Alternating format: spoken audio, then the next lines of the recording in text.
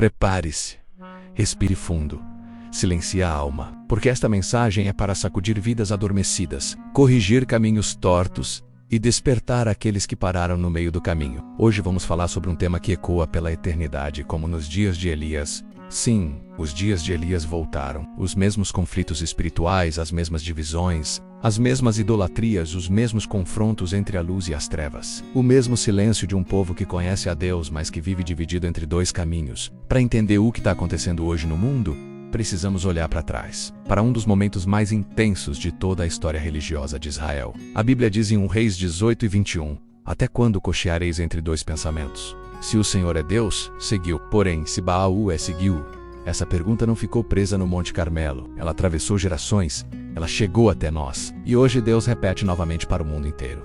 Até quando vocês vão viver divididos? Até quando vão querer servir a dois senhores? Até quando vão querer um pé no altar e outro no mundo? Assim como Israel estava dividido nos dias de Elias, o mundo está dividido hoje. As pessoas querem Deus, mas querem também os ídolos modernos. Querem a salvação, mas amam seus pecados. Querem as promessas, mas rejeitam a renúncia. Querem o céu, mas vivem agarradas à terra. E hoje vamos mergulhar profundamente nessa comparação, porque o Espírito Santo está alertando esta geração. Estamos vivendo como nos dias de Elias. Primeiro, o mundo de Elias era um povo dividido entre dois caminhos. Nos dias de Elias, Israel conhecia a Deus. Eles tinham histórias, testemunhos, milagres, experiências. Tinham visto um mar se abrir, fogo descer do céu na época de Moisés. Tinham comido do maná, atravessado o Jordão, mas mesmo assim se afastaram.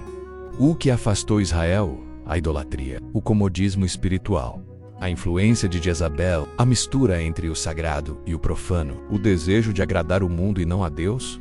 Parece familiar? É porque estamos vivendo exatamente as mesmas coisas. Nos dias de Elias, Israel começou a adorar Baal e Azerá. Hoje talvez não exista um Baal físico, uma estátua, um ídolo de pedra, mas existem ídolos muito mais perigosos, ídolos invisíveis, silenciosos, aceitos pela sociedade. Hoje Baal tem novas formas. O dinheiro que domina vidas, a fama que seduz, o ego que governa, o poder que corrompe, a imoralidade que destrói, as redes sociais que viciam, o prazer acima de Deus, o consumismo, o entretenimento sem limites, a busca desesperada por aprovação. A idolatria nunca desapareceu. Ela apenas ganhou roupas modernas. E assim como o povo de Israel naquela época, muitos hoje ainda dizem: eu sirvo a Deus, mas continuam se curvando aos altares da modernidade. Eu amo Jesus, mas continuam obedecendo aos seus próprios desejos. Eu sigo a Cristo, mas continuam vivendo como se ele não fosse voltar nunca. Estamos vivendo exatamente o que Elias viveu. Um povo dividido, confuso, esfriado, preso entre dois caminhos. Segundo, a sociedade de hoje é uma geração que perdeu o temor de Deus. Nos dias de Elias, o povo não era ateu. Eles acreditavam em Deus, conheciam sua história, sabiam quem ele era, mas não tinham mais temor. Viviam de qualquer jeito. Se misturaram com a idolatria, transformaram pecado em normalidade. Aceitaram a imoralidade como evolução. E hoje vivemos uma geração que acredita em Deus, mas não o obedece, que conhece Jesus, mas não quer a cruz, que quer ser salva, mas não quer renunciar a nada. Vivemos a geração do Deus cabe no meu estilo de vida. Eu creio, mas não vou para a igreja. Eu oro, mas não mudo nada. Eu amo a Deus, mas Ele entende meus pecados. Eu sirvo a Jesus, mas no meu tempo. É o mesmo espírito dos dias de Elias. Religião sem compromisso, fé sem obediência, palavra sem transformação, altar sem sacrifício. E Deus pergunta de novo: até quando vocês vão cochear entre dois pensamentos? Terceiro, Jezabel ontem e Jezabel hoje. Jezabel era mais do que uma mulher má. Era um espírito, uma estratégia diabólica para destruir tudo o que era santo. Nos dias de Elias, Jezabel influenciava o rei, manipulava autoridades, perseguia profetas, derrubava altares, promovia a idolatria, corrompia a cultura, apagava a verdade e seduzia o povo, escondendo o pecado atrás da normalidade. Agora responda. Não é isso que vemos hoje? Hoje, Jezabel está nas mídias, na política, em plataformas digitais, nas novelas, no entretenimento, em ideologias, na normalização da imoralidade, na erotização de crianças, na destruição de famílias, na perseguição silenciosa aos cristãos. O mesmo espírito que agia contra Elias atua hoje contra aqueles que defendem a verdade da Bíblia. Jezabel não tenta tirar Deus da sociedade de uma vez. Ela faz isso devagar, aos poucos, com sutilezas, com discursos bonitos, com falsas liberdades, com promessas de prazer sem consequências. E muitos estão se dobrando diante desse sistema. A pergunta de Elias no Monte Carmelo não é um convite para um debate, mas uma chamada urgente para uma decisão. Para quem você vai viver?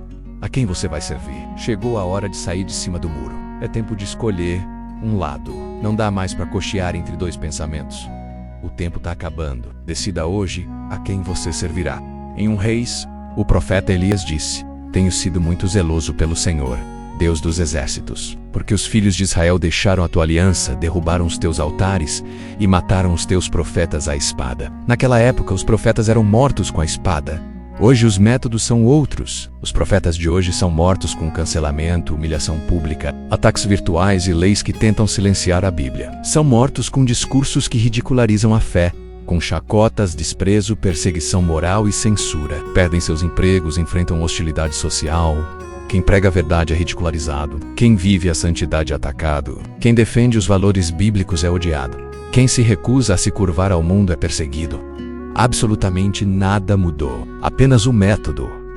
Lembre-se do Monte Carmelo. Foi lá que Elias chamou o povo para uma decisão.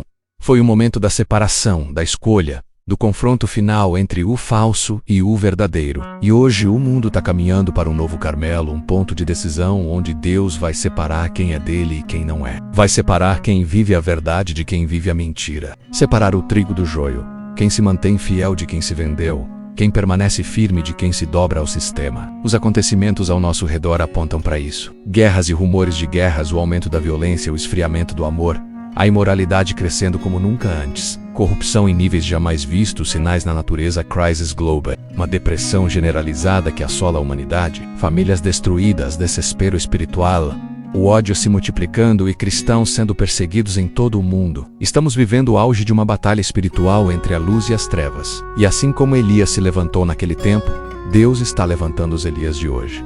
Elias não era perfeito. Ele não era o mais forte. Ele não era o mais amado pelo povo, nem o mais popular.